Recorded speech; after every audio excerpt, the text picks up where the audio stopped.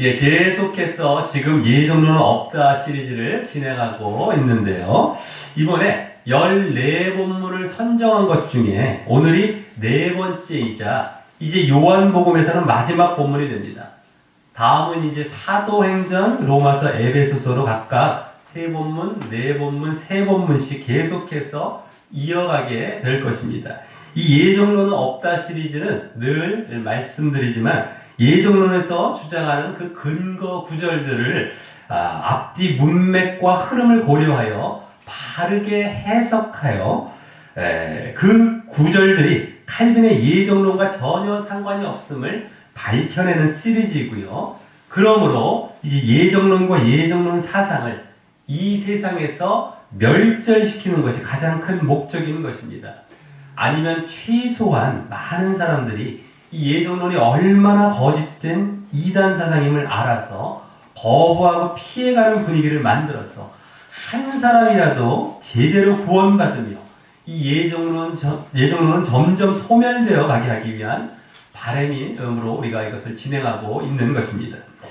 예정론의 오류와 병폐에 대한 서론적인 내용은 전에 처음에 이제 말씀드린 서론에 대한 그 동영상을 우리는 동영상을 올려놓고 있기 때문에 동영상을 홈페이지나 또 인터넷을 통해서 확인하시면 되겠습니다. 자, 그럼 오늘도 그동안과 같이 먼저는 이 본문에 나오는 오늘 본문에 나오는 예정론 구절이 무엇인지와 또 그 구절로 주장하고 있는 이 칼빈의 5대 교리가 중에 어떤 것이 있는가를 우리가 보도록 하겠고요. 두 번째는 그 구절의 원래 의미에 대한 바른 해석을 하면서 그 구절이 예정론과 전혀 상관이 없음을 밝히게 될 것이고요. 다음 마지막으로 그렇게 해서 나온 바른 해석을 이제 우리에게 적용하는 그러한 순서로 이제 우리가 보도록 하겠습니다. 자, 그럼 오늘 본문에서 주장되고 있는 이 예정론 구절이 무엇인지와 그에 해당되도록 주장하고 있는 칼빈의 5대 교리가 무엇인지, 5대 교리 중 어떤 것이 있는지를 먼저 보도록 하겠습니다. 오늘 본문에서는 주로 세 구절이 예정론에서 잘 인용되는 구절입니다. 바로 2절과 6절과 9절입니다. 그리고 이 세 구절이 이번에는 모두 거의 비슷한 어구이기 때문에 거의 비슷합니다. 그래서 거의 대부분 칼빈의 5대 교리 중 주로 제한적 속죄 교리를 주장하는데 사용되는 구절들입니다. 제한적 속죄. 어떤 선택한 사람만, 예정된 사람만 제한적으로 예수님께서 속죄의 죽음을 죽으셨고 그들만 구원하신다 하는 그런 제한적 속죄 교리인데요. 자, 그래서 이제 다시 잘 그 말씀들을 보게 되면은요, 2절에서는 먼저 아버지께서 아들에게 주신 모든 자에게 영생을 주게 하시려고 라는 어구에서 영원 전부터 특정한 수를 택하여 뽑으셔서 하나님께서 제한된 그 특정의 대상을 구별하여 속죄하신다는 그 제한적 속죄의 주장을 하는 것이고요. 아버지께서 아들에게 주신 그런 모든 자에게 아버지께서 아들에게 주신 그들에게만 이런 얘기죠. 그래서 어떤 특정한 수만 속죄하신다는 제한적 속죄를 이제 주장하는 것이고요. 또 다음 6절에서도 그와 비슷한 어구인 세상 중에서 내게 주신 사람들에게 내가 아버지의 이름을 나타내었나이다 라는 어구에서 그와 마찬가지 주장을 하는 것이고요. 내게 주셨다. 아버지께서 내게 주셨다. 이 부분이죠. 주로. 또 9절에서도 그와 또 비슷한 어구인 내가 비옵는 것은 세상을 위함이 아니요 내게 주신 자들, 여기서도 내게 주었다. 내게 주신 자들을 위함이니 저희는 아버지 것이로소이다. 아버지 것 이런 말도 나오죠. 아버지 것이었는데 내게 주셨다. 이런 아버지 것 이런 부분도 이제 마찬가지입니다. 그래서 여기서도 그와 마찬가지 주장을 하는 것입니다. 그래서 이 한마디로 이 구절들을 통해서 아버지가 창세전에 선택한 사람들을 아들에게 주어 그들만을 구원하신다는 주장인 것입니다. 그리고 그러기에 늘 그렇듯이 무조건적 선택의 교리도 사실 그 기반에 이제 항상 주장되고 있는 교리이고요. 무조건적 선택은 항상 뭐 예정론의 대표결이기 때문에 뭐 항상 그 저변에 흐르고 있습니다만 또 거기다 때로 그 선택된 자들에게만 믿음을 주신다고 하는 불가항력적 은혜결의도 주장되기도 합니다. 자, 그럼 주로 이 제한적 속죄 결의를 주장하기 위해 이제 이 예정론 문헌에서 말하고 있는 내용 중 다시 터무니없는 말들을 잠시 말씀드리도록 하겠습니다. 오늘 구절이 아버지 하나님께서 아들 예수님에게 택한 자를 주셨다라고 하니까 이 칼빈, 이제 예정교리를 주장했던 이 칼빈은 선택은 그리스도 안에서만 이해되고 인정된다라고 합니다. 선택은 그리스도 안에서만. 그래서 예정과 선택은 이제 그리스도 안에서 이제 이렇게 된다는 거예요. 그다음 그러면서 어느 누구도 그리스도 안에서가 아닌 다른 어떤 곳에서도 자기 자신의 선택에 대한 확신을 구하여서는 안 된다라고 하면서 말입니다. 그러면서 칼빈은 그리스도 안에서의 선택을 소홀히 하지 않고 동시에 하나님의 주권적 선택에 손상을 입히지 않으려 한다라고 이제 그들은 주장합니다. 예? 그리스도 안에서의 선택과 하나님의 주권적 선택이 함께 이렇게 병행해서 잘 흘러간다 뭐 이런 얘기죠. 쉽게 말해서 이제 무조건적 선택이긴 한데요. 그들의 교리대로 무조건적 선택이긴 한데 거기에다가 그리스도 안에서의 무조건적 선택을 하셨다라고 덧붙여 이제 말하는 겁니다. 그리스도 안에서의 무조건적 선택. 그런데 이것이 얼마나 어불성설인지를 알아야 합니다. 창세 전에 구원받을 자를 택하셨는데 그리스도가 왜 필요하겠습니까? 그리스도가 사실 필요 없습니다. 예? 하지만 성경에는 분명 그리스도가 우리의 구속자, 대속자로 함께 나오기 때문에 그리스도를 집어넣지 않을 수가 없는 것입니다. 근데 그들의 교리대로 하면 그들의 교리는 거의 막 철학입니다. 이건 뭐 우리가 신앙이 아니에요. 철학입니다. 철학. 그래서 그러한 이제 정말 그리스도를 갖다 붙여놓는 거예요. 철학은 이미 다 자기들은 그리스도도 필요 없는 거예요. 얼마나 그리스도를 모욕하는 겁니까만. 근데 안 붙일 수가 없죠. 말씀이 나오니까. 자, 그러니 이 그리스도가 대속의 죽음을 죽긴 죽었는데 제한적으로 선택받은 사람만을 위해서 죽었다는 주장을 안 할 수가 없는 대로 나아가는 것이죠. 자꾸 꼬여가는 겁니다. 그리스도가 그런데 주장하면서 또 선택받은 사람만을 위해서. 그래서 오늘 구절이 그에 대한 뒷받침하기 아주 좋은 구절이 되는 것이고요. 하지만 그 주장과 교리가 얼마나 예수님을 욕되게 하는 것이고 더 나아가 하나님의 구원 계획까지 무시하며 먹칠하는 것인지 그들은 성경의 다른 모든 부분에서 분명히 깨달을 수 있는데도 그렇게 몰지각한 주장을 이어가는 것이고 오늘 본문에서도 사실 좀 이따 보여지게 되죠. 그런 사실들이. 자, 그래서 만약에 제한된 사람만을 위해 죽으셨다면 만왕이 만주의 주가 될 수 없습니다.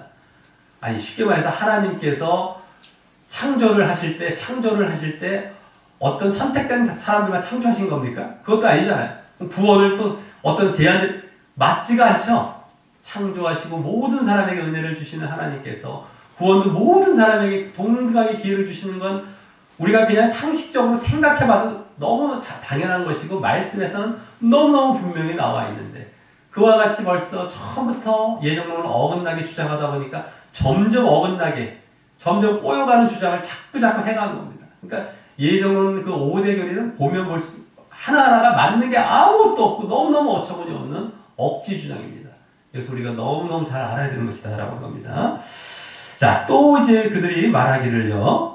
칼빈은 하나님이 만인을 평등하게 부르지 않으면 안 된다고 하는 고정된 법칙을 만드심으로 이 스스로를 속박하지 아니하신다고 하였다라고 하면서요. 네? 평등한 것을 하나님은 굳이 하실 필요 없다 이런 얘기예요. 쉽게 말해서 왜 하나님께서 평등해야 되는데 거기에 속박될 필요가 뭐가 있는데 이러는 거예요. 그러한 분을 우리가 어떻게 하나님으로 믿겠습니까? 공평하시지 않고 정의롭고 공의롭지 않으신 분을 우리가 어떻게 하나님으로 믿으며 그렇지 않으면 이 세상이 어떻게 이렇게 질서 있게 조화 있게 공의롭게 유지되고 있겠습니까? 근데 그런 주장을 막 하는 거예요, 이 사람들은요. 말도 되지 않는 말을 말이라고 자꾸 내뱉고 있는 겁니다. 너무너무 어처구니 없어요. 어쨌든 그러면서요, 또 그 예로서 바울이 선교할 때 아시아에서 선교하는 것을 하나님께서 금하시고 마게도냐, 이제 유럽 쪽 마게도냐로 데려가신 분은, 하나님은 이 보배가 뭐 복음이겠죠. 이 보배를 기뻐하시는 자에게 나누어 주실 권리가 자신에게 있음을 선언하고 계신다라고 그 예를 든 겁니다.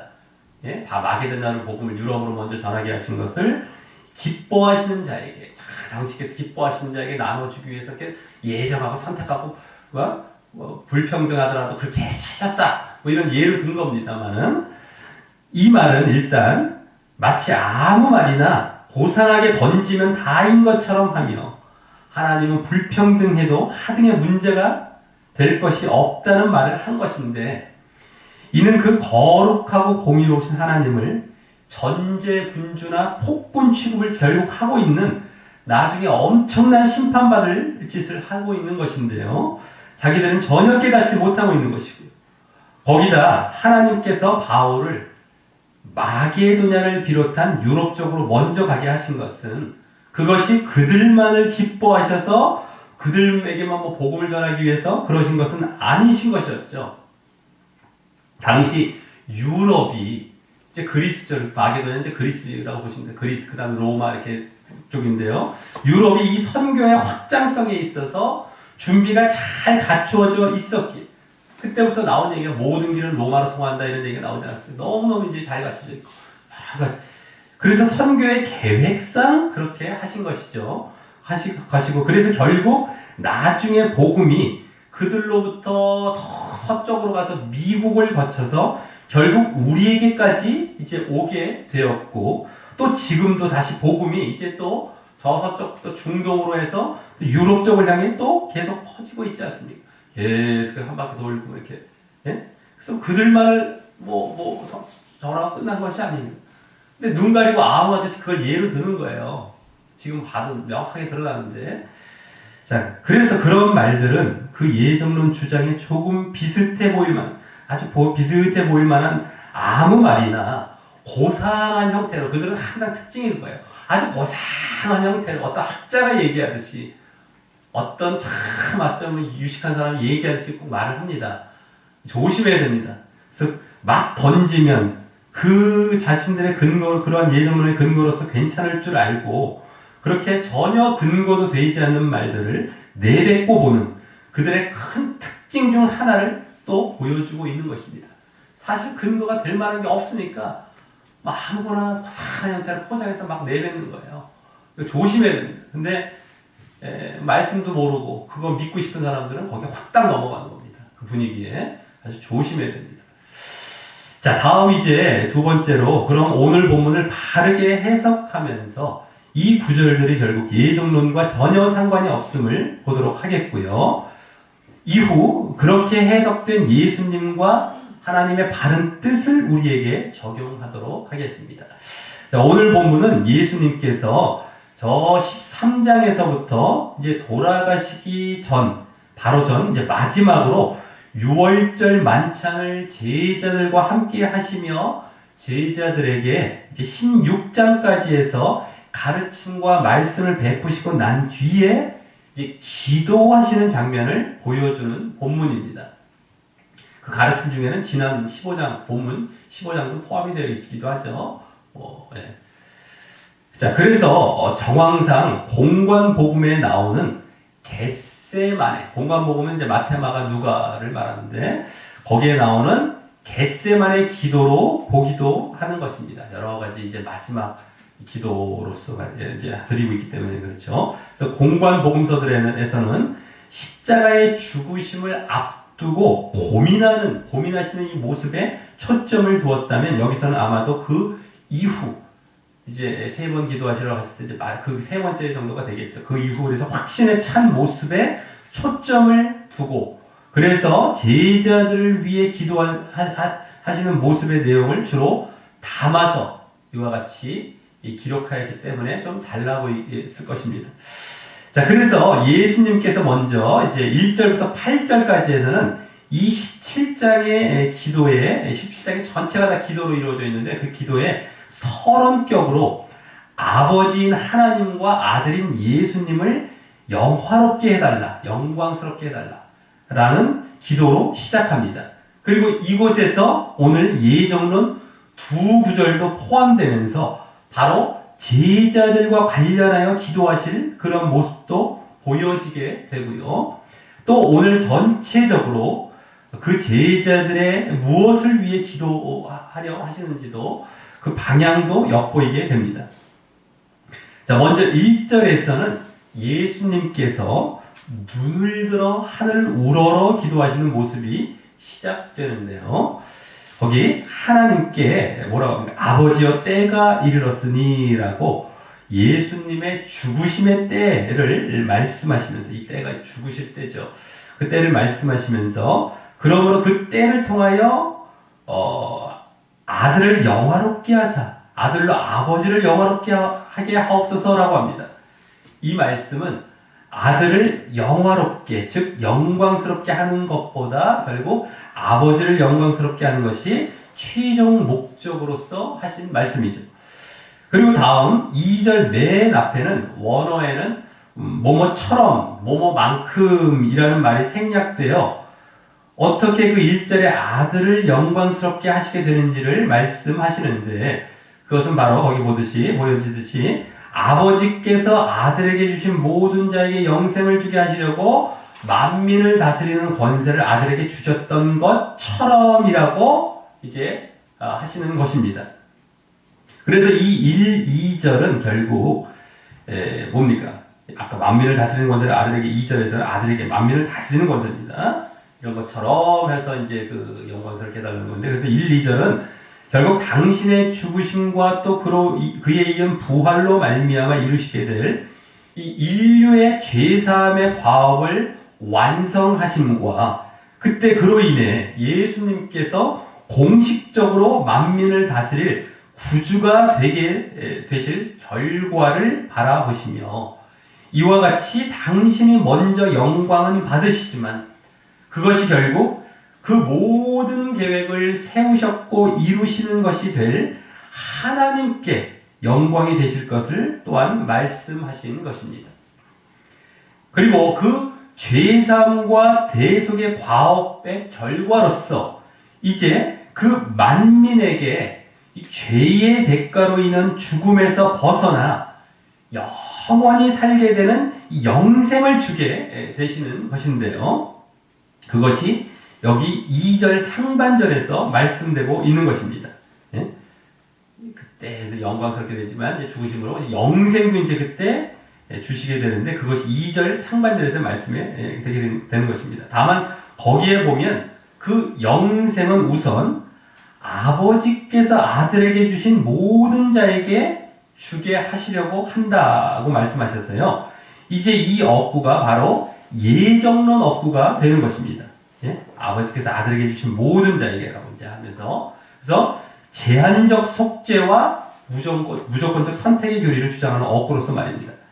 자, 그럼 아버지께서 아들에게 주신이란 말이 창세 전에 이 하나님께서 선택하신 자들을 아들에게 이렇게 주셨다라는 말일까요? 예? 창세 전에 예정되고 선택된 자들 아들에게 주셨다. 자, 우리와 이와 똑같은 말을 이미 전에 6장의 예정론 구절을 해석하면서 본 적이 있었습니다. 바로 6장 37, 39절에서 아버지께서 내게 주시는 자라는 말이었는데요. 아버지께서 내게 주시는 자. 지금 그것과 그대로 이어지게 말씀하고 계신 것이라서 그 의미를 알면, 그때 그 의미를 알면 이 말씀이 지금 무슨 의미인지 알게 되는 것입니다.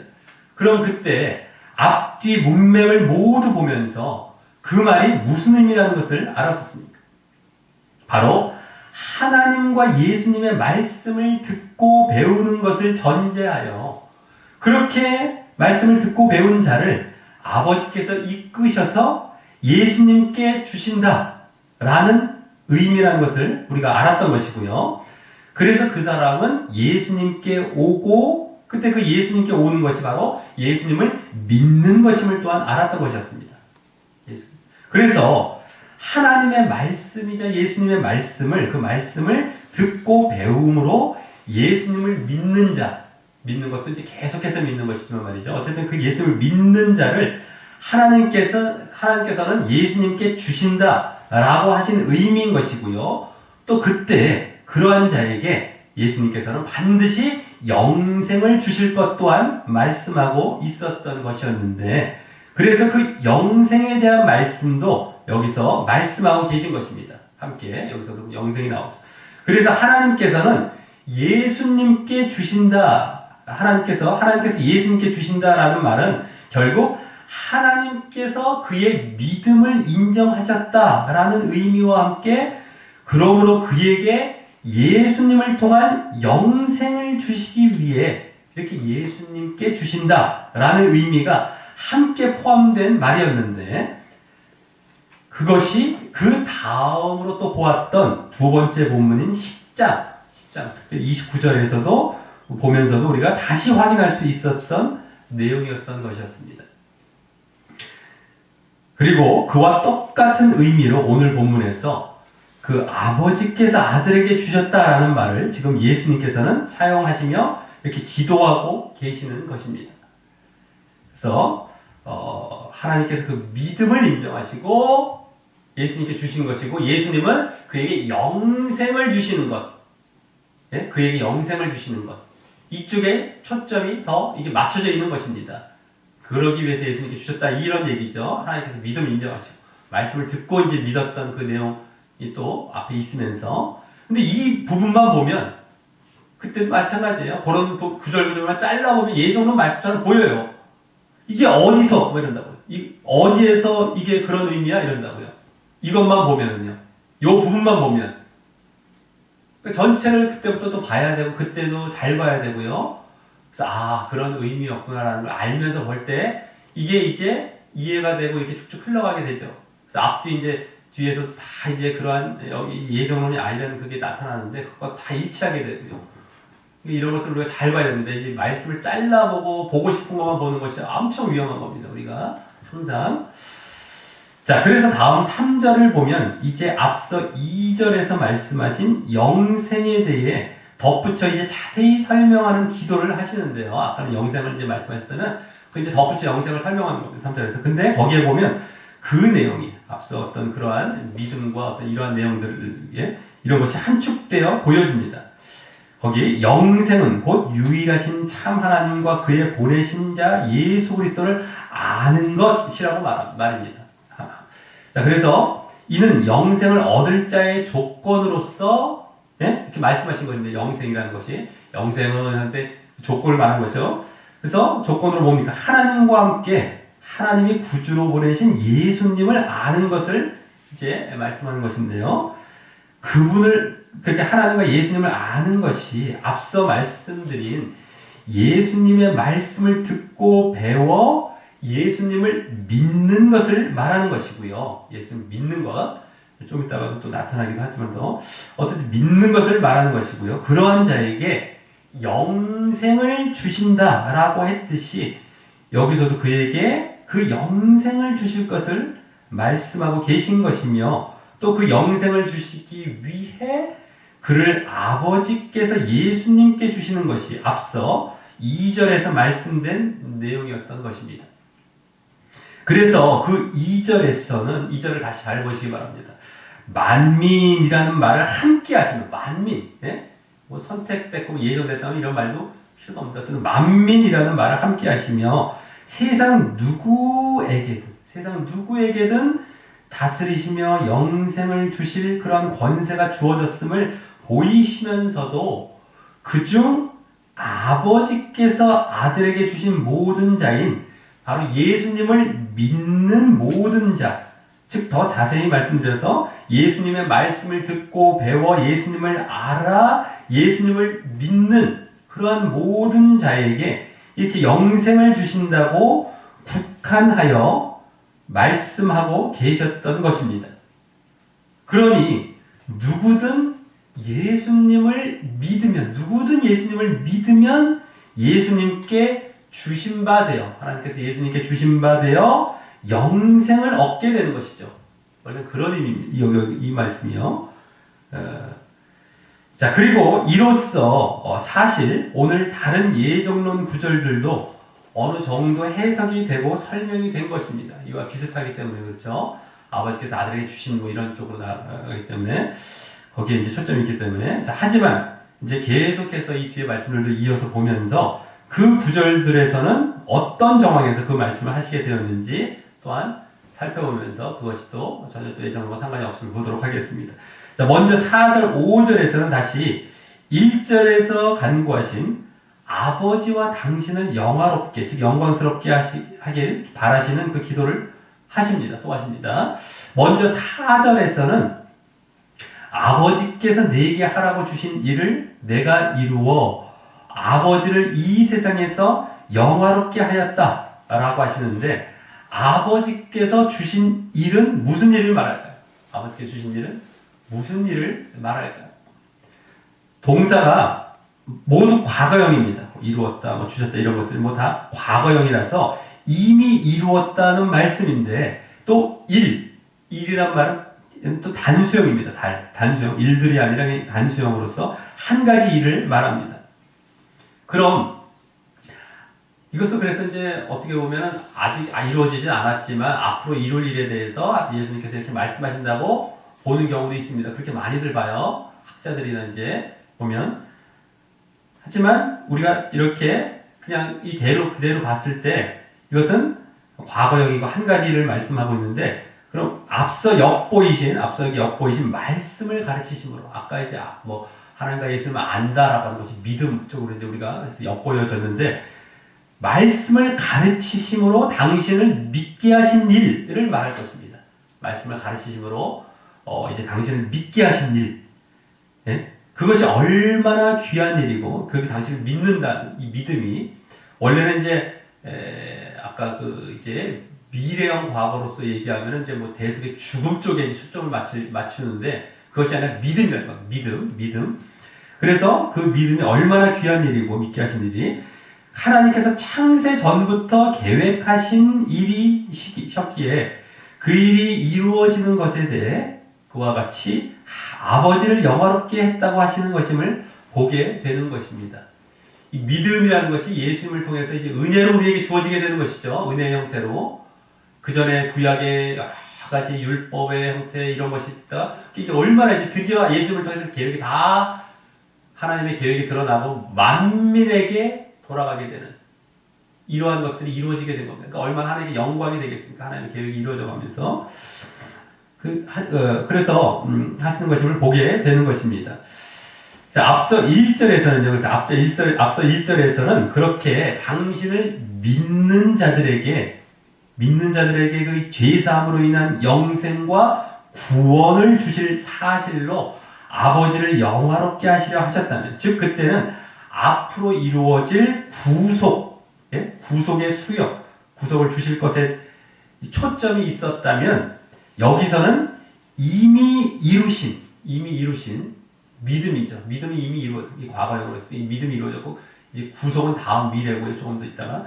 근데 이미 이루신 그 믿음의 전달, 믿음을 이제 가르치신 이러한 것에 초점을 두시고 하나님을 그렇게 영화롭게 하셨다고 하시는 것입니다. 그러면서 다음 5절에서는 창세 전에 아버지와 함께 가졌던 영화로서 지금도 아버지와 함께 나를 영화롭게 해달라고 이번엔 예수님의 당신의 영광을 위해 간구하십니다.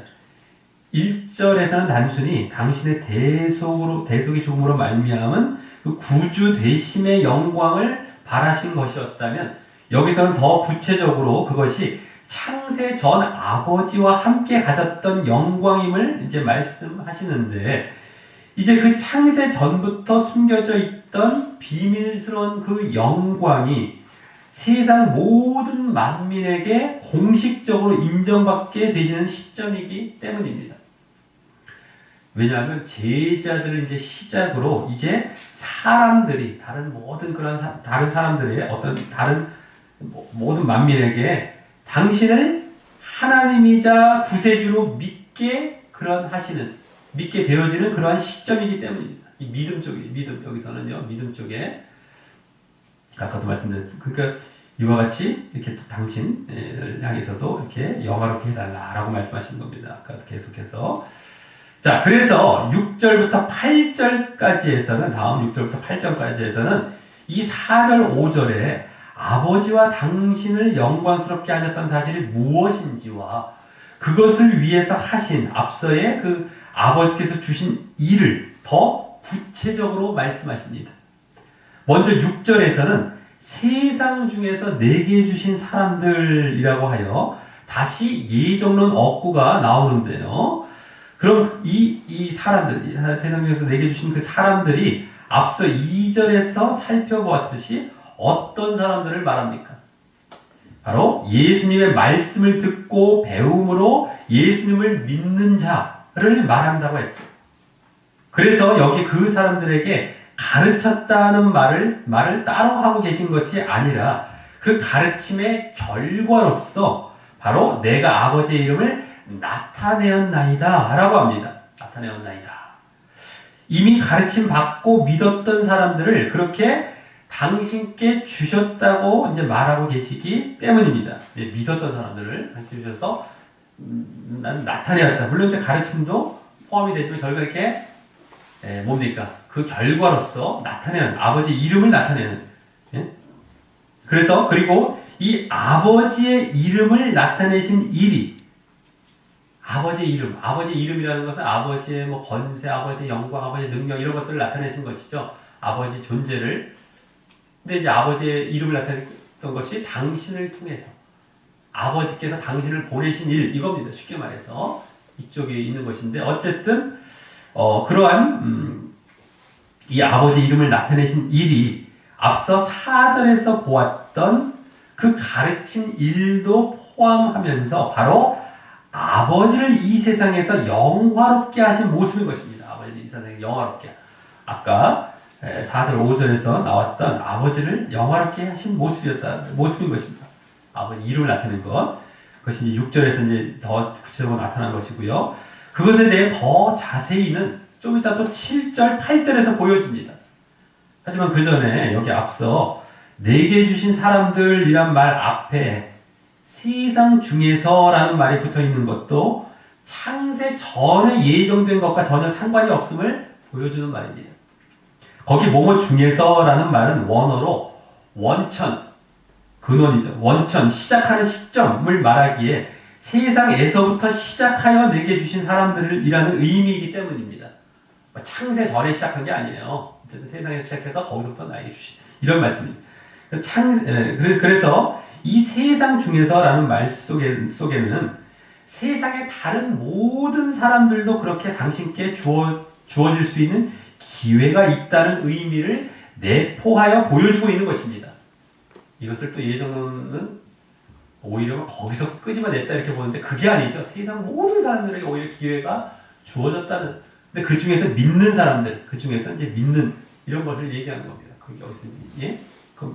지금은 그중 제자들만을 그들이 당신을 믿음으로 당신께 주어졌지만 말입니다. 그러니 그 사실에서도 어떤 특정한 사람들만 예정되었다는 것과는 전혀 거리가 먼 말이라는 것이 또 보여지고 있는 것입니다. 자, 그래서 6절의 다음 부분에 보면 이제 저희는 아버지의 것이었는데 내게 주셨으며 라는 말씀도 자칫 그 말만 보면 창세 전부터 아버지의 것이라고 보기 쉬운데 그것이 아니라 아버지께서 지금 그들의 믿음을 인정하셔서 아버지의 것이 이제 되었지만 그래 하면서 너는 내 것이야. 넌 믿음을 이제 인정하셔서 아버지의 것이 이제 되었지만 그들에게 영생을 주시기 위해 이렇게 예수님께 주셨다라는 의미입니다. 네? 아까도 보았지만 영생을 주시기 위해 예수님께 주셨다. 그래서 그 다음 저희는 아버지의 말씀을 지켰나이다 라고 하시며 다시금 그들에게 말씀을 가르치셨다라는 말씀을 안 하시고 그 가르치신 이후에 그들이 그렇게 행함과 순종의 모습을 보이며 말씀을 지켰다면서 보이며 진정한 믿음 안에 있었던 모습을 말씀하시는 것입니다. 그리고 이 지켰다라는 말이 완료형이라서 지금까지 계속 지켜왔음을 보여주는데, 여기서도 그와 같이 믿음이 계속 유지되어야 함을 또한 보여주고 있죠. 믿음이라는 것이 뭐 어떤 한순간이 아닙니다. 계속해서 지켜오고 유지되고 이런 겁니다. 그래서 행함도 분명히 들어가야 되고 순종도요. 보여져야 되고요. 그리고 그 말씀은 또한 그들이 예정되었다는, 말씀을 지켰나이다 이런 것이, 만약 그들이 그 제자들이 예정되었다면 굳이 하실 필요가 없었던 말씀을 하신 것입니다. 그 말씀이 필요가 없어요. 사실 이 말씀을 하는 것이 이 예정과 상관이 없다는 것이 여기서도 보여지는 것이죠. 그렇기 때문에 지금 이제 앞 뒤에 가면 더 나옵니다. 그들이 믿음을 유지해가는 쪽에 이제 기도도 하십니다만은, 여기서도 이제 지켰나이다 벌써 이제 보여지는 거예요. 이렇게 믿음을 유지하고 있습니다. 이렇게 예정되었다면 뭐 이미 구원 끝났는데, 창세전에 끝난 사람들인데 뭐 이런 말씀하시면서 기도는 또 왜 하시고요? 유지되는 것이 뭐 저절로 되는데 그게 뭐 이렇게 뭐 할 필요가 뭐가 있겠습니까? 자, 그럼 다음 7절 8절에서는 앞서 6절에서 아버지의 이름을 나타내신 일이자 더 앞서 4절에 아버지를 영화롭게 하신 모습에 대해 더 자세히 말씀합니다. 먼저 7절은 지금 저희는 아버지께서 내게 주신 것이 다 아버지께로서 온 것인 줄 알았나이다 라고 하시며, 이 다 아버지께로서 온 것인 줄 알았대요. 아버지께서 내게 주신 아버지께로 온 것인 줄 알았다 이러면 하시면서 아버지의 이름을 나타내시며 아버지를 영화롭게 하신 일을 보여줍니다. 그것이 그겁니다. 예? 벌써 저들이 안 거예요. 그걸 안 거예요. 이게 안 것이 대단한 겁니다. 아버지께로부터 왔다는 것을 알았다는 것이 대단한 걸 좀 말씀하신 것이고, 그것이 그래서 아버지 이름을 나타낸 것이고 아버지를 영화롭게 하신 일이에요.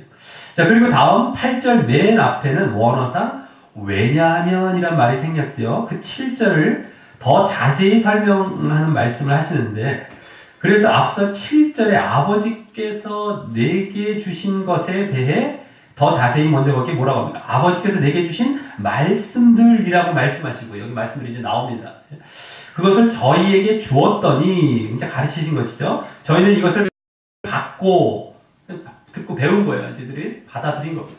받고라고 하시며 그 말씀들을 가르치시고 그들은 믿은 사실, 그래서 이제 믿음 안에 들어간 거죠. 믿은 사실을 이제 드디어 4절에서 앞서 4절에서 내게 하라고 주신 일 이후 그것에 대해서 드디어 자세히 말씀하시고, 다음 그러므로 내가 아버지께로부터 나온 줄을 참으로 알고, 이제 아까 7절보다 더 자세히 말하죠. 내가 아버지께로부터 나온 줄을 참으로 알고 아버지께서 나를, 똑같은 말이지만 아버지께서 나를 보내신 줄도 믿었다라고 하시며, 앞서 6절과 4절에 아버지의 이름을 나타내시고 아버지를 영화롭게 하신 사실을 앞서의 그 7절보다 더 자세히 말씀하신 것입니다. 내게 주신 아버지께서부터 왔다라고 하는데, 어쨌든 당신이, 그중에 당신이 말씀도 주셨는데다가 당신이 그렇게 아버지께로부터 나왔다. 그 뭡니까? 메시아라는 것이죠. 그리스도라는 것을 그들이 알고 믿었다는 겁니다. 아버지께서 또 보내주신 줄 믿었다. 이것도 같은 말이지만 말이죠. 자, 그러면서 이때 7절에서는 단순히 앞서 알았나이다, 그걸 알았나이다 뒤에 부분에 보면 라고 말씀했다면, 여기 8절에서는 믿었사옵나이다 라고 말씀하셔서 앞서 3절에 하나님과 예수님을 아는 것이라는 말이 아버지와 그 하나님과 예수님을 믿는 것이라는 말이라는 것도 여기서 더 직접적으로 드러내신 것입니다. 믿는 것, 이 믿음인 거예요. 믿음. 몸을 걸 믿었나이다. 믿었다는 것은 지금 그리스도를 믿었다는 것이, 예수님을 믿었다는 겁니다. 결국에는. 근데 아까 말씀을 듣고, 말씀도 하나님께로부터 온 말씀이었다는 데다가, 그죠? 자, 이로써 7절, 8절을 볼 때 다시금 그 제자들의 믿음이 바로 말씀을 가르침에서 시작되었음이 보여진 것이고요. 우리가 전에 6장에서 봤다는 것처럼 여기서 다 드러난 겁니다. 그리고 그러한 자들이 그렇게 말씀을 가르침을 받아서 받은 자들이 그 믿음으로 말미암아 이제 예수님께 주신 바 된 자들이 된 것입니다. 하나님께서 예수님께 주신 바 된 자들, 그것이 여기서 사실은 드러난 거예요. 6장에서의 봤던 말씀들과 다 이어지는 겁니다. 그래서 말씀들도 여기서 말씀하고, 그러자면 이게 왜 말씀하시나, 이게 무슨 말인가, 이랬다 저랬다 말씀하시나, 이 말씀을 이해를 못 합니다. 그래서 나중에 말씀들을 자기 멋대로 보기 시작하고, 그거 정도, 여기만 그렇게 보면 또 그나마 다행입니다만, 성경 말씀 전체를 이렇게 정신없는 말씀으로 자기가 받아들여요. 그래서 말씀을 제대로 볼 생각은 안 하고요. 그러다 보면 얼려 빠지니까 거짓 교리, 이단 교리, 이 예정론이 대표적이지만 그런 교리로 쑥 들어가요. 거짓 주장하는 것에 들어갑니다. 확인해 볼 생각도 없어요. 그래 놓고 막 그게 옳으네, 말씀은 하나님 말씀이라는 거 별로 안 믿습니다. 그리고 막 정신없이 쓰여졌대, 우리가 이해할 수 없네, 그러면서 그냥 뭐 심오한 뭐가 있나 보지 하면서 거짓 교리에 빠져 있고 이렇게 되는 거예요. 근데 제대로 다 예수님께서 6장 쭉쭉 말씀하신 거 앞에서 흐름, 요한을 통해 쓰지 않았습니까? 전체 요한복음이. 그럼 요한이 쓴 전체 흐름을 봐야 될 거 아닙니까? 그럼 거기서 다 드러나게 돼 있어요. 하나님께서 요한을 통해서 이게 쓰게 하셨기 때문에. 근데 앞에는 다 볼 생각 안 하고 잘라서 보고 싶은 것만 보면 이해 안 된다고 그러고 자기 멋대로 해석해가고. 근데 다 6장과도 그대로 일치하는 것들이 여기서 다 드러나고 있어요. 말씀을 가르치는 사실까지도요. 그래서 믿었다. 그래서 아버지께서 내게 주신 바 되었다라는 사실 다 그대로 여기서 나타나고 있는 것입니다. 자, 우리 이것을 잘 알아야겠다는 겁니다. 자, 여기까지 이제 17장의 그 예수님의 기도의 서론과도 같은 부분을 보았는데요. 이게 중요한 부분이기도 합니다. 서론이지만. 자, 여기 뭘 본 겁니까? 아버지와 당신, 예수님의 그 영광을 위한 기도를 주로 하시며, 그것이 원래 전체 흐름이죠. 8절까지. 근데 그것을 위한, 그 영광을 위한 핵심으로 제자들의 믿음과 그들의 영생, 구원이죠. 그들의 영생에 관련된 기도를 함께 하신 것입니다. 그들의 믿음과 영생, 그대로 담겨져 있어요. 이것이 지금까지 쭉쭉 흐름이어 기도했지만, 6장도 그렇고 계속 자, 그래서 다음 이제 9절부터 17장의 기도의 마지막 절까지는 내가 저희를 위하여 비옵나니 라는 말로 시작하여 그 제자들을 위한 기도가 본격적으로 시작되는데, 여기서 이제 그 제자들의 믿음과 영생에 관련된 간구를 더 직접적으로 드러내시는 내용으로 이제 기도가 이루어지게 되는 것입니다. 먼저 그래서 이 믿음과 영생에 이제 초점이 맞춰졌습니다. 믿음, 그들의 믿음, 그로 인한 결과죠. 결과가 영생이죠. 믿음으로 말미암은 영생. 자, 먼저 9절에서는 내가 비옵는 것은 세상을 위함이 아니요 내게 주신 자들을 위함이니이다. 저희는 아버지의 것이로소이다 라고 하시며 그 기도의 대상을 말씀하시면서 내게 주신 자들을 위함이다. 기도의 대상을 말씀하시면서 앞서 6절에서 보았던 것과 거의 흡사한 예정론 억구가 여기 보여진 것입니다. 그래서 이 말씀은 그때와 같이 아버지께서 그들의 믿음을 인정하셔서 아버지의 것이 이제 되었지만 그들에게 영생을 주시기 위해 예수님께 주신 자들을 위해 기도하신다는 의미이고요. 다만 여기 세상을 위함이 아니요 라는 말이 더 추가적으로 여기서 나왔는데요. 앞서 6절보다도 그 말도 세상을 위함이 아니요 라는 말도 세상에서 그들만 예정되었으니 제한적으로 이제 그들만 속죄하기 위해 이렇게 쓰신 말이 아니고요. 제자들이 세상에서 세상보다 먼저 믿음이 있었기에, 이제 믿음을 가졌기에 그들의 그 믿음의 유지를 위해 계속 이 믿음을 유지해 가는 것을 위해 기도하시기 위한 것이고요. 이제 그래서 다음 뒤에서도 보이지만 저기 14절부터 19절까지 해서 그 제자들이 세상에 속하거나 악에 빠지지 않고, 거기 잘 보시기 바랍니다. 14절부터 19절. 세상에 속하거나 악에 빠지지 않고 진리의 말씀으로 계속해서 이 거룩함을 유지하며 이 믿음을 계속 그래서 이어가기를 기도하시게 되고, 또 그래서 이어가는 것이 이제 여기서 믿음이 유지가 되고 이어가는 것을 위해서 이제 여기서 이제 보여주는 겁니다만, 그것을 위해 지금 기도하신 거예요. 뭐 세상 위험이 아니라 할 때. 또 그러므로 예수님께서 마치 당신이 아버지께 보냄을 받으신 것 같이 그 제자들을 세상에 보내어 세상에 또 다른 자들을 믿게 하기 위한 기도도 그때 하시게 됩니다.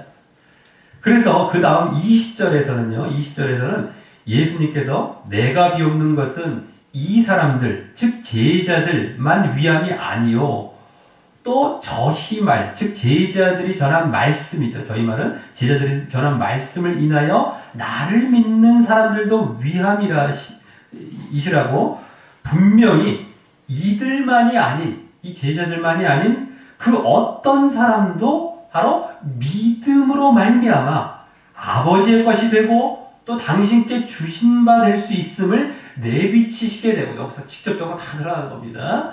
또 그때 그 믿음은 또한 말씀으로, 저희가 전한 말, 그죠? 그 말씀으로 말미암게 됨도 또한 분명히 보여주시게 되는 것입니다. 여기서 다 드러나는 거예요, 그대로. 네? 오늘 계속해서 보았던 것과 똑같이 말입니다. 그러니 이 9절 말씀도 예정론과 전혀 상관이 없음이 그냥 여기서 또 드러나고 있는 것입니다. 자, 다음 10절은 9절 이 마지막 부분에 저희는 아버지의 것이라고 하신 사실을 내 것은 다 아버지의 것이요 아버지의 것은 내 것이라고 이제 거의 똑같은 말로 이제 하신 것인데 그렇게 말씀하시면서 좀 이따 이제 이 뒤에 11절부터 말씀하실 아버지와 당신이 하나이심을 보이시기 위해 달리 표현하고 계시며, 아까 그 저희는 아버지의 것이라는 걸 이렇게 달리 표현하고 하나이심을 보이시기 위해서 달리 표현하고 계시며, 거기에 이제 또 내가 저희로 말미암아 영광을 받았나이다 라고 하시며, 그렇게 그들로 말미암아 영광을 받을 수 있었던 원인이 뭡니까? 그들이 말씀을 받아들이고 믿은 자들임을 다시 여기서 엿보이시며, 이제 그래서 세상이 아닌 그들을 위해 간구하시려는 명분을 다시 보이십니다. 그들이 믿음이 있기에 그렇다는 거예요. 그들이 믿음이 있기에 세상을 위해 간구하는 것이 아니라 믿는 자들을 위해서 간구한다는 겁니다. 예정돼서 그들이 아니라 정말 그들이 믿음이 있기에 그들을 위해 우선 기도하시는 것이죠. 하지만 그들로 시작해서 또 복음이 전해지는 것도 이제 좀 이따 나왔지 않았습니까? 또 전해서 그 세상을 위해 또 기도하시는 겁니다. 세상은 아예 제외하신 것이 아니에요. 뒤에 또 나와요. 근데 일단은 그 제자들만을 위해서 이제 기도하신 것이고, 여기서는 10절에서는 그러한 자들이다. 내가 저희로 말미암아 영광을 받았습니다. 저희들이 믿음이 있습니다. 이런 것을 함께 이제 보이시면서 그래서 저들을 위해 간구하시려고 하는 그러한 모습을 보이신 겁니다. 자, 그래서 그 9절 바로 다음 9절 9절인 이 10절에서도 잘만 보면 그 9절의 말이 예정론과 전혀 상관없는 말임을 여기서도 사실 알 수 있는 것입니다. 멀리 갈 것도 없어요. 그런 내용이 여기 함축되어 있기 때문에. 근데 이것도 잘 모르겠지만 말이죠. 자, 그러면서 11절부터 이제 다음 11절부터는 이제 본격적으로 앞서도 말씀드렸던 그들의 믿음과 영생을 위해 이제 기도하시게 되는데, 먼저 이 13절까지에서, 이 11절부터 13절까지에서는 1차적으로 이제 그에 대해 기도하십니다. 먼저 11절은, 당신은, 그 믿음과 영생에 대해 기도하시는데, 먼저 11절은 거기 뭐라고 합니까? 당신은 아버지께 가지만 저희는 세상에 있으니 저희를 아버지의 이름으로 보존하사 저희도 우리와 같이 하나가 되게 해달라고 기도하십니다. 하나가 된다. 이게 나와. 자, 아버지의 이름으로 보존한다라는 말은요. 아버지 이름으로 보존한다는 말은 앞서 6절에서도 나왔던 그 아버지의 이름이 뭘 의미했습니까? 아버지와 아버지께서 당신을 보내신 것을 받아들이는 건 이겁니다. 이 아버지 이름. 그러니까 한마디로 믿음인 것이에요. 아버지 이름이라는 것이 사실 믿음을 나타내는 다른 말입니다. 믿음. 근데 이름 의로할 때 그 의로라는 말이 영어로는 in, 원래 원어로 볼 때 in, 영어로 말하자면 in이고요. 그 안에 이름 안에라는 거예요. 이름 의로 뭐 수단이 아닙니다. 그 안에라는 말입니다. 그래서 또 아버지 이름이라는 것이 사실 믿음을 얘기했었죠. 믿음 안에라는 거예요. 그 보존된다는 것도 지켜진다는 지켜진다. 그래서 지켜진다는 그런 말로써 하나님과 예수님에 대한 그 믿음을 계속 유지하는 것을 의미하는 것입니다. 하나님과 예수님에 대한 믿음이라고 할 때 더 자세히 말씀드리면 뭡니까? 하나님께서는 계획을 세우시고 보내신 것이고 예수님은 그래서 오셔서 구주가 되신 이것을 믿는 것이죠. 어쨌든 간에 자, 그래서 믿음을 유지하는 것을 보여주고 믿음을 또 유지하는 것 계속 기도하고 계시는 겁니다. 그들의 믿음을 자, 다음 12절에서는 예수님께서 저희와 함께 있을 때 저희의 그 믿음을 보존하여 지키게 하셨다. 예수님께서도 이미 그들과 함께 계셨을 때 그렇게 그들의 믿음을 보존하여 지키게 하셨다는 말씀도 함께 이렇게 하시면서 말입니다. 그렇기 때문에 이들을 보존하여 주옵소서, 믿음을 지켜 주옵소서라고 이제 간구하시는 것이죠. 그리고 그때 그 12절에서 그때 그 중에 하나도 멸망치 않고 오직 멸망의 자식뿐이고 이는 성경을 응하게 함이니다라고 말씀하셔서 말씀하시며 제자 중 누굽니까? 이 멸망의 자식이 바로 제자 중 가룟 유다를 가리키며 말씀하시는데 이 말씀을 볼 때에도 오늘 계속 본 내게 주신 자라는 말이 예정된 자가 아니라는 것을 명확히 증거하는 것입니다. 그 내게 주신 자가 이제 예정된 자라고 한다면 그 예정된 자가 어떤 이유로든 그렇게 멸망될 수가 없기 때문입니다. 단 한 명이라도 어떤 이유로든요. 네? 가룟 유다도 주셨죠. 사실은요. 예정됐다면 어떤 이유로든 멸망될 수가 없는 거예요. 사실은요. 멸망을 말씀하시면 성경에 응했다고 또 예정으로서 그렇게 얘기해요. 성경에서 멸하게 예정됐다. 내게 주셨다는 것이 벌써 앞서 예정된다라고 자기들이 얘기했지 않았습니까? 근데 거기서 모순이 되죠. 그럼 맞질 않죠. 성경에 응하고 그걸 떠나서요, 벌써. 네? 잘 봐야 됩니다. 그러니까 믿음 안에 있었지만 거기서 자기가 벗어났다. 예수님께서 계속 그들을 보존하시고 믿음을 하셨지만 그 믿음을 가다가도 그 유지가 안 되고 보존이 안 되고 자기가 떠나버린 겁니다. 이걸 정확하게 여기 드러나는 것이죠, 그냥. 예? 자, 이렇게 해서 오늘 여기에서는 벌써 11, 12절에서는 벌써 그들의 믿음을 위해 기도하시는 것이 보여진 것입니다. 믿음과 영생이라고 했을 때 믿음이 벌써 여기서 1차적으로 벌써 보여졌고요. 8절까지 서론에서도 이제 몇 번이었던 여기서 더 직접적으로 이제 보여지고요.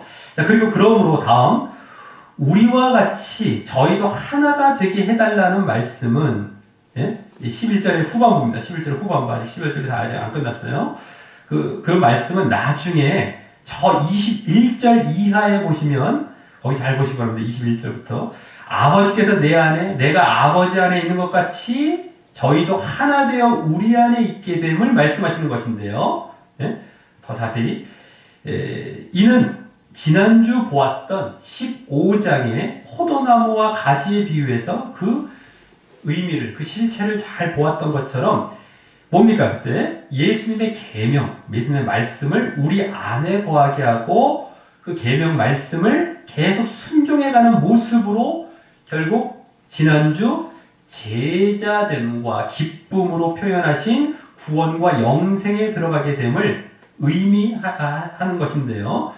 여기서는 거기다 이번에는 공동체적으로 저희가 각각 그런 모습으로 하나 되어서 우리 안에, 즉 하나님과 예수님 안에 있게 해달라는 것을 덧붙이신 것입니다. 네? 그래서 정말 말씀을 잘 이제 말씀 안에 말씀을 거하게 되고 말씀 안에 거하고 말씀을 순종해가는 모습이죠. 그래서 영생을 얻는 이런 모습인데 믿음으로 사실 영생 얻는 모습 이런 모습이에요. 그런 모습인데 여기서도 그러한 차원에서 얘기하신 겁니다. 그리고 그렇게 하나 되는 그런 목적은 하나 되게 그런 목적은 뭡니까?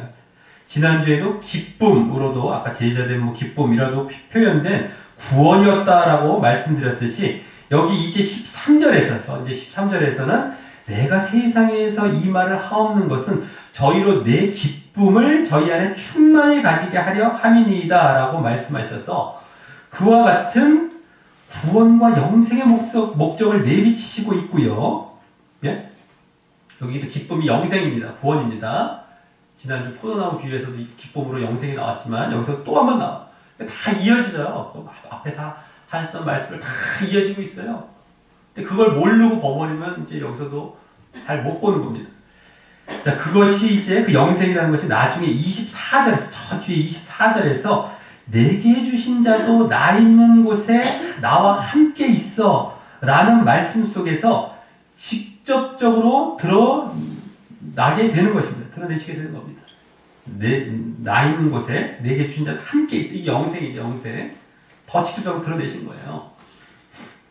뒤에 이제 영생을 더 직접 얘기하십니다. 자, 그래서 그 20절부터 26절까지에서는 제자들을 통해 믿을 자들, 제자가 아니라 제자들을 통해 믿을 자들을 위한 기도이고, 그때 그 하나됨에 대해 더 많이 이제 말씀하시게 되는데 말입니다. 그때 이제 그 하나됨에서 말씀하시면서 영생을 그게 더 직접적으로 말씀하시는 게 더 들어간 것이죠. 자, 그래서 여기 13절에서는 이제 영생을 위한 기도도 보여진 것입니다. 11, 12절에서는 믿음, 13절에서는 또 영생, 그래서 11절부터 13절까지 1차적으로 그 믿음과 영생을 위한 기도가, 간구가 그대로 또 아까 서론부에 이어서 보여진 것입니다. 자, 다음 14절부터 19절은 앞서 잠깐만 말씀드렸듯이 제자들의 그 믿음을 이어가기를 기도하시고요. 세상과 악에 빠지지 않고 이렇게 하면서 거기는 이제 자세한 설명을 생략하겠습니다만, 그리고 다음 20절부터 26절은 방금 또 말씀드렸듯이 그 제자들을 통해 믿을 다른 사람들의 믿음과 그들의 믿음이 또 나와요. 또 그들이 그 믿음 안에서 하나됨으로 인한 영생을 위해 기도하심으로 또다시 이제 2차적으로 그 제자들을 포함한 이제 모든 그 믿는 자들의 믿음과 또 영생을 위해 기도하시는 것으로 이 예수님의 기도가 모두 마무리되는 것입니다. 자, 이제 말씀을 맺겠는데요. 이게 다 기도가 그겁니다. 자, 오늘 말씀이 상당히 사실은 난해한 말씀으로 보게 되는 17장 말씀입니다만, 이렇게 된 거예요, 사실은요.